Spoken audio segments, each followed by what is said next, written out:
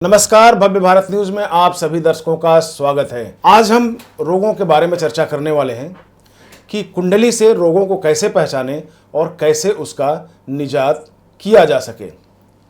बीमारी, भ्रम और ऊपरी छाया से देश में अधिकांशतः लोग ग्रसित रहते हैं। कुछ लोग जिंदगी भर दवाइयाँ खाना शुरू कर देते हैं, कुछ लोग भूत प्रेत के जाल में फंसे रहते हैं और कुछ लोग हैं जो पंडितों के चक्कर यानी कि मौलवियों के चक्कर इधर उधर अपना चक्कर काटते रहते हैं। आखिर ये चीज़ें है क्या? क्यों उनको बीमारी लगी है, जबकि खाना वही खाते हैं जो हम लोग खाते हैं, पानी वही पीते हैं जो हम लोग पीते हैं, हमारे ही माहौल में वो भी लोग रहते हैं। तो आखिर ये सब आती कैसे है चीज़ें? आज इस विषय पर चर्चा करने के लिए हम फिर आचार्य पंडित सुरेश जी को स्टूडियो में आमंत्रित किए हैं और यह जानेंगे, उनसे जानकारी लेंगे कि आखिर ये सब होता कैसे है और किसके कारण होता है, इसका निदान क्या है। पंडित जी, आपका बहुत बहुत स्वागत है स्टूडियो में। नमस्कार। आपने सवाल सुना होगा जी कि बीमारियां आती हैं, कुछ बीमारियां चली जाती हैं और कुछ बीमारियां बनी की बनी रह जाती हैं। बिल्कुल। जैसे हम बात करें अस्थमा की, जी तो अस्थमा एक क्रॉनिक बीमारी है और ये सार्वजनिक एक बीमारी आप कह सकते हैं। सर्दी जुकाम कुछ होता है वो ठीक हो जाती है, लेकिन अस्थमा के रूप में कुछ लोगों के लिए रह जाती है। सांसों में प्रॉब्लम आ जाती है, इन्हेलर लेना उनको पड़ता है। बिल्कुल। और वो बहुत परेशान रहते हैं, तो मतलब से ये समझते हैं कि ज़िंदगी हमारी बेकार हो गई। तो ये किन ग्रहों के कारण होता है और इसका निदान क्या है? सबसे पहले दर्शकों को नमस्कार। देखिए, अस्थमा की जो बीमारी है ये पूरे देश में बहुत से लोग इससे पीड़ित हैं और बहुत सारी दवाइयाँ खाते रहते हैं और वो जो है उनका शरीर सूखने लगता है, श्वास में प्रॉब्लम आ जाती है। इसको दमा भी कहते हैं, अस्थमा, दमा। और क्रोनिक अस्थमा भी हो जाता है धीरे धीरे। पहले वो छोटा रूप पकड़ता है, फिर बड़ा रूप ले लेता है, जिसको हम क्रोनिक अस्थमा कहते हैं। तो ये कुंडली में कैसे हम जानेंगे, ये मैं बताता हूँ कि अगर जातक की कुंडली में शनि, चंद्र और केतु का कनेक्शन हो जाता है, एक साथ हो जाते हैं, तो वो व्यक्ति अस्थमा से पीड़ित होता है। या कि शनि, चंद्र, बृहस्पति और केतु हो जाएं तो वो क्रोनिक अस्थमा का रूप ले लेता है। तो यानी कि इसके लिए हमें केतु का, चंद्रमा का, शनि का उपाय करना चाहिए। कुंडली दिखवा करके आपको कुंडली दिखवा लेना चाहिए और इसके बाद उसका इलाज करना चाहिए। जो इलाज कर रहे हैं वो तो करना ही चाहिए। इसके बाद भी आपको कुंडली दिखवा करके ग्रहों का कनेक्शन देख करके उसका ट्रीटमेंट करवाने से 100% जो है आपका रोग जो है दूर हो जाएगा। इसके लिए आप, जैसे कि केतु के लिए है कैट्स आई भी धारण करना पड़ सकता है। शनि के लिए आपको काली उड़द में सरसों का तेल लगा करके अंधों को अगर दान दिया जाए, या कि हॉस्पिटल में यानी कि हॉस्टल में अंधे वाले हॉस्टल में, अंध हॉस्टल में उनको दान करें, तो इससे जो है ये बीमारी दूर हो सकती है। लेकिन कुंडली दिखवा करके ही हमसे आप ये सलाह ले सकते हैं, तभी इसका निदान जो है पूरी तरह से हो सकता है। नाड़ी विशेषज्ञ बहुत कम लोग ज्योतिष होते हैं, तो नाड़ी पे आपकी अच्छी पकड़ है जी। तो आप एडवाइस कर रहे हैं कि आपसे दिखा के कुंडली बिल्कुल करें, तो आप दावा करते हैं कि उस चीज को ठीक किया जा सकता है। बिल्कुल। हृदय रोग से जो लोग ग्रसित हैं, अधिकांशतः एसी में रहना पड़ता है, फिर बाहर का माहौल नहीं मिलता, बाहर जाते हैं तो पॉल्यूशन होता है, तो कई लोग ठीक हो जाते हैं और कई लोग हृदय रोग से ग्रसित हो जाते हैं, बीमार रहते हैं, जो क्रॉनिक बन जाता है। ऐसे लोगों के लिए आपकी सलाह क्या होगी और क्यों बनता है ये रोग? हृदय रोग यानी कि हार्ट प्रॉब्लम जो है ब्लड से रिलेटेड भी हो जाती है। धड़कने यानी एकाएक रुक जाती हैं, ब्लड सर्कुलेशन काम नहीं करता है। तो खान पान की समस्या के कारण भी होता है, जो कि यानी कि ऑयली चीज़ें ज़्यादा खाते हैं। मीट मांस खाने वालों को भी जल्दी हार्ट अटैक होता है। इसके लिए हम कुंडली के कॉम्बिनेशन को भी देखते हैं कि कुंडली में यदि मंगल, बृहस्पति और राहु यदि एक साथ हो जाएं, तो व्यक्ति को, जातक को हार्ट अटैक की प्रॉब्लम आती है, हृदय रोग की प्रॉब्लम आती है। तो इसके लिए हमें यानी कि एक मुखी रुद्राक्ष अगर धारण करें, लेकिन कुंडली दिखवा करके, कुंडली दिखवा करके हम सारे ग्रहों को देखेंगे कि उनका जो है राहु कैसा है, सूर्य कैसा है, मंगल कैसा है। क्योंकि सूर्य मंगल राहु का जब कनेक्शन हो जाता है, एक साथ हो जाते हैं, तो वो हृदय रोग की बीमारी में परिवर्तित हो जाता है। तो इसको ठीक करने के लिए हम उपाय बता सकते हैं। लेकिन एक मुखी रुद्राक्ष मैंने देखा है बहुत सारी कुंडलियों में, लोगों को मैंने बताया है, तो उससे बहुत सारे लोगों का जो है ये ठीक हुआ है। आपने रुद्राक्ष की चर्चा की है अभी जी। तो एक मुखी रुद्राक्ष एक तो दुर्लभ रुद्राक्ष माना जाता है, और अगर मिलता भी है जो मार्केट में है तो उसके अनाप शनाप रेट हैं, और उसकी असली पहचान क्या है ये दर्शकों को नहीं पता है। तो असली पहचान क्या है और कहाँ से प्राप्त कर सके, इसको आप बताएं तो बेहतर होगा। एक मुखी रुद्राक्ष देखिए, जैसे नेपाल का रुद्राक्ष है, इंडिया का रुद्राक्ष, इंडोनेशिया का भी एक मुखी आता है, लेकिन जो नेपाल और इंडिया का है वो बहुत अच्छा रुद्राक्ष माना जाता है। और ये रुद्राक्ष दो तरह के होते हैं, एक गोलाकार होता है और एक जो है काजू शेप का होता है। तो इस तरह से काजू शेप वाला अच्छा माना जाता है, उस रुद्राक्ष को धारण करना चाहिए। और इससे जो है इसका रेट भी डिफरेंट हो सकता है, यानी कि अलग अलग कुछ ज़्यादा रेट भी है एक मुखी रुद्राक्ष, क्योंकि नेपाल वाला मिलना थोड़ा सा दुर्लभ हो जाता है, लेकिन मिल जाता है। और इंडिया का आसानी से मिल जाता है। तो एक मुखी रुद्राक्ष को धारण करने से जो है हमारी बीमारियां जैसे हृदय रोग है बहुत ज़्यादा काम करता है। तो गारंटी के साथ आप रुद्राक्ष उपलब्ध करा देंगे? बिल्कुल बिल्कुल। अब हम आते हैं हाइड्रोसील। जी। अक्सर देखा गया है कि कुछ लोग पोता रोग से, यानी कि जिनके अंडकोश में पानी भर जाता है और वो पूरी ज़िंदगी उनकी तबाह हो जाती है, ऐसे में डॉक्टर ऑपरेशन की एडवाइस देते हैं। कई लोगों का सफल हो जाता है और कई लोग वैसे ऑपरेशन के बाद भी भुगतते रहते हैं। वैसे तो आप क्या एडवाइस करेंगे और क्यों होता है ये रोग? देखिए, जो हाइड्रोसील है, पोता रोग है, ये पानी की अधिकता हो जाती है। जैसे कि हमारा नाभि से नीचे का पार्ट है वो जल भरा होता है, नाभि में तो पूरा जल होता है, तो नीचे पार्ट में जल भरा होता है। और कुंडली के हिसाब से हम देखें तो मंगल जो है अग्नि तत्व है, ब्लड का कारक है। तो मंगल जब कमजोर हो जाता है व्यक्ति का, यानी कि मंगल अगर नीच का होकर के या कमजोर होकर के लगन में बैठ जाए तो ये रोग जरूर होता है। यानी कि उसको जो है हाइड्रोसील होगा, यानी कि उसमें अंडकोश बढ़ जाते हैं, जल की मात्रा अधिक हो जाती है, क्योंकि मंगल अग्नि तत्व है और मंगल कमजोर हो गया तो जल तत्व हावी हो जाता है। इस तरह से जो है ये रोग ग्रसित हो जाते हैं लोग। और इसके लिए हमें मंगल का उपाय करें, जैसे मूंगा धारण करें यदि, लेकिन कुंडली देख करके, क्योंकि अगर मंगल अष्टमेश है और मूंगा धारण कर लिया तो वो जो है नुकसानदायक भी सिद्ध होता है। तो सबसे पहले परख करके ही ये काम करना चाहिए। यानी कि अगर सटीक लाभ लेना है तो कुंडली का दिखवाना बहुत ज़रूरी होता है। बिल्कुल, बिना कुंडली के ये संभव नहीं है, क्योंकि ये उसका एडवर्स रिजल्ट भी जो है उल्टे नेगेटिव इफेक्ट भी आ सकते हैं इससे। बिल्कुल सही है। स्किन यानी कि त्वचा का जो रोग आता है, जी। कई लोगों को देखा गया है कि त्वचा बिल्कुल खुरदरी होती है, थोड़ा सा कट लगने पे ब्लीडिंग होने लगती है, सिरोसिस टाइप का हो जाता है, स्किन फटने लगती है, चेहरे पे झुर्रियाँ पड़ जाती है और एक मायूसी उनमें छाई रहती है। तो क्या ये भी ग्रह नक्षत्रों के कारण ऐसा संभव है? बिल्कुल, ये ग्रहों के कारण ही है। जैसे यदि बुध के साथ राहु का चंद्रमा का कनेक्शन हो जाता है तो ये जो है त्वचा रोग उसमें जरूर आ जाते हैं। त्वचा रोग जैसे कि एक्जिमा है, ये खाज, खुजली, एक्जिमा, फोड़े, फुंसी, और उसकी त्वचा यानी ब्लैकिश हो जाती है। तो इस तरह का रोग को हम त्वचा रोग कहते हैं। और इसके लिए हमें इसमें बुध का कॉम्बिनेशन जरूर आता है, राहु से या केतु से, और जो है चंद्रमा से, शनि से। तो पहले हम कुंडली में अच्छी तरह से पहले देख लें, परख लें कि किस तरह का कॉम्बिनेशन है, तभी इसका जो है उपाय बताया जा सकता है। और इसके लिए हमें बुध को ठीक करना पड़ेगा, क्योंकि बुध जो है हर कॉम्बिनेशन में, त्वचा रोग के हर कॉम्बिनेशन में बुध ज़्यादा उत्तरदायी है, राहु का भी उत्तरदायी है इसमें।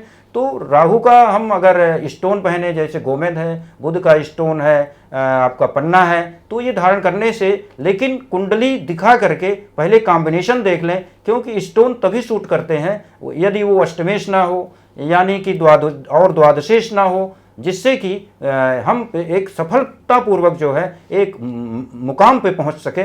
तो पहले दिखा देना चाहिए कुंडली। मेडिकल एस्ट्रोलॉजी इन चीज़ों को नहीं मानता जी। जो मेडिकल जो डॉक्टर हैं ये नहीं मानते कि आप कुंडली दिखाएं और फिर हमारे पास आएँ। पहले जब बीमारी हुई तो लोग भाग के सीधे डॉक्टर के पास जाते हैं। बिल्कुल। डॉक्टर दवाइयाँ देता है उनको भी। तो आपके पैथी पे लोग कैसे भरोसा करें कि ज्योतिष से बता देगा कि मतलब भविष्यवाणी कर देगा, मेडिको एस्ट्रोलॉजी कर देगा कि ये रोग होगा और कब ठीक होगा? क्या ठीक होने का भी कोई समय होता है इसका? बिल्कुल, इसका ठीक होने का निश्चित समय है। देखिए, मेडिकल एस्ट्रोलॉजी आज भरोसा करने लगी है। ज्योतिष कोई फेक नहीं है, ज्योतिष एक वेदांग है, छठा अंग है, ये नेत्र है वेदों का। तो ज्योतिष के माध्यम से हम एडवाइस करते हैं, किसी भी तरह की प्रॉब्लम हो तो हम उसमें जो है एडवाइस कर सकते हैं। जैसे कि कोई बीमारी है, इसमें हम अगर केतु का कनेक्शन है तो उसमें हम, केतु क्या है, जड़ है, इसमें हम आयुर्वेद जड़ी बूटियों का इस्तेमाल करें तो उसमें बहुत जल्दी सफलता मिल जाती है। अब हमने देखा है कि जब केतु की दशा आती है और कोई व्यक्ति बीमार पड़ता है और बड़े बड़े डॉक्टर लोग मशीनों से खूब उनका जो है MRI करते हैं, रिपोर्ट लाते हैं, लेकिन वो पकड़ नहीं पाते। क्यों नहीं पकड़ पाते? क्योंकि उसमें केतु क्या है, हिडन है, वो गुप्त है, उस समय पता नहीं होने देता अपनी दशा में। तो बिल्कुल एकदम 100% श्योर है कि ज्योतिष जो है इन चीज़ों में काम करता है।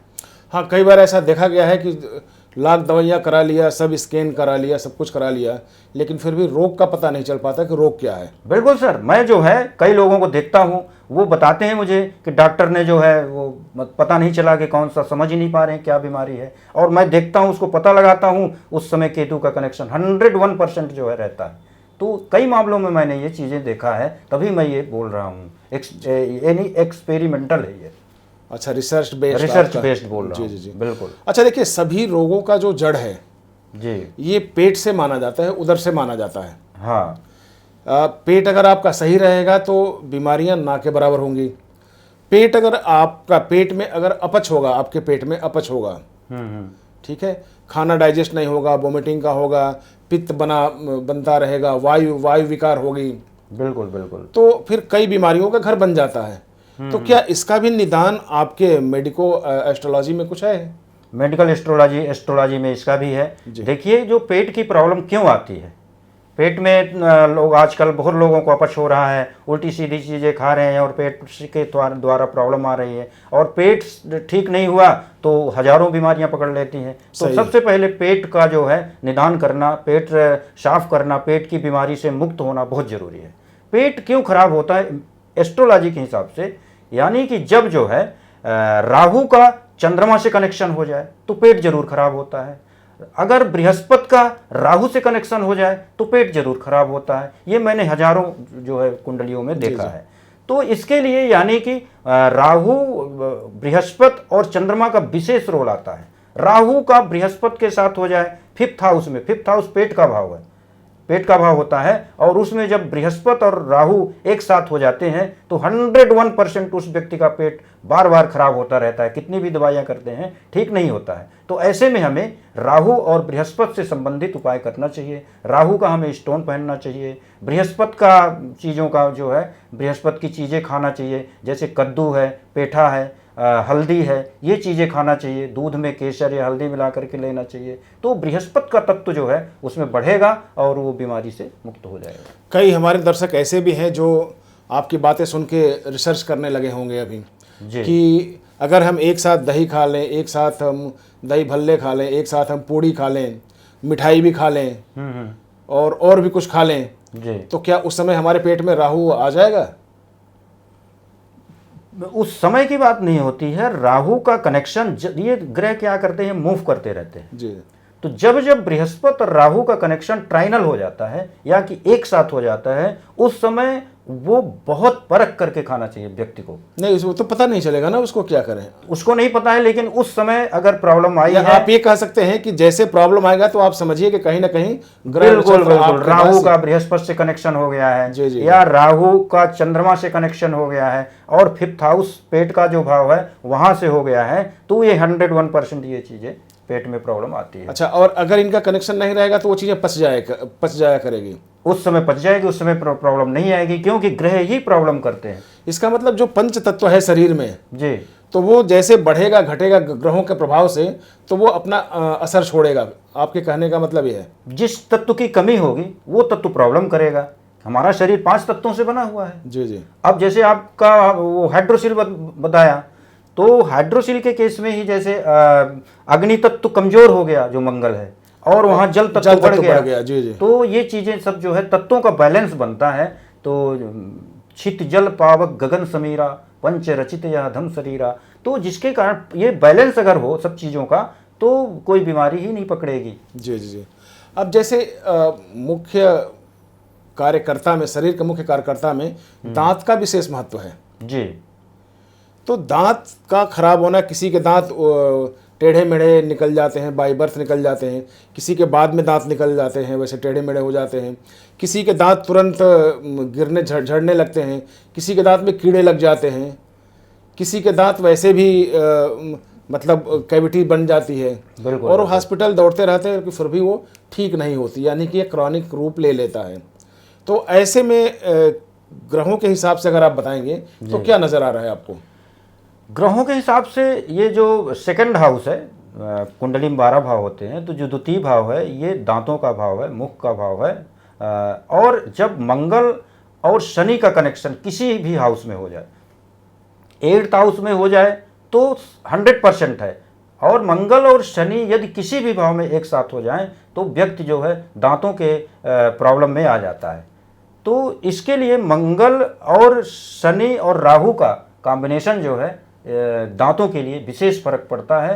तो इसमें हमें इन चीज़ों का जो है इन ग्रहों का उपचार करना चाहिए, इन ग्रहों को खुश करना चाहिए, जिससे कि हम दांत की प्रॉब्लम से दूर हो सकते हैं। पक्का हो जाएगा ये? बिल्कुल 100% है, क्योंकि सारा खेल जो है ग्रहों का ही है। ये सारे 9 ग्रह ही और 12 राशियाँ, 12 भाव, ये ही पूरे शरीर को, इन सबको चलाते हैं। और हम पिछले जन्म के कर्मों के कारण ही ये ग्रह कहाँ बैठते हैं वो सब पहले से ही निहित हो जाता है, और उसी का जो है असर व्यक्ति भोगता रहता है, पता नहीं चलता है। आपने अभी कर्मों की चर्चा की है जी। तो क्या पिछला कर्म कोई भोग के आया है इधर जो बताया है अभी? कर्मों का ही तो फल मिलता है साहब। कर्मों का फल तो यही मिल जाएगा ना? कर्मों का फल पिछला कर्म क्या? पिछला कर्म का मतलब है जैसे हम जो कर्म करते रहते हैं वो तुरंत हमें फल नहीं मिलता, ये कर्म जो है संचित होते रहते हैं। तो जब संचित कर्म यानी कि पिछले जन्म में जो हमारे कर्म संचित हैं, हमने पाप कर्म किया हो या पुण्य कर्म किया हो, सारे कर्म जो है संचित हैं। तो जब हमारा जन्म होता है, और ज्योतिषी कैसे बता देता है कि अब आपकी अच्छी दशा है, अब आपकी नहीं, ये तो पंडित जी, ये तो वेद मानते हैं ना, वेद पुराण मानते हैं ना, लेकिन जो वेद पुराण को मानते ही नहीं जी, जो वेद पुराण को नहीं मानते हैं वो रिसर्च करें और वो वेद पुराण की चीज़ों को एकदम सही पाएंगे। जो इसका मतलब जानकारी की कमी है, उनके जानकारी की कमी है। अब जैसे लोग तो बहुत चीज़ें नहीं जानते हैं, लेकिन अगर वो रिसर्च करें इन चीज़ों के बारे में तो 100% है कि वो जो वेदों को है बहुत आगे पाएंगे। साइंस नतमस्तक है। जैसे कि मैंने चर्चा किया, साइंस कभी नहीं पा सकता कि आत्मा फ्लाइट कर सकती है, आत्मा निकल सकती है, लेकिन योगी लोग जो है आत्मा, उनका जो सहस्त्राक्ष चक्र जागृत हो जाता है तो वो संसार में भ्रमण करते हैं, शरीर को कहीं एक किनारे कर देते हैं। जी जी। बहुत सारे योगी पैदा हुए। शरीर में एक बीमारी और बच गई है, उस पर थोड़ा सा हम ध्यान कर लें जी। तो फिर इस विषय पे हम चर्चा अगली बार करेंगे। वैसे जी। अब रही है खूनी बवासीर।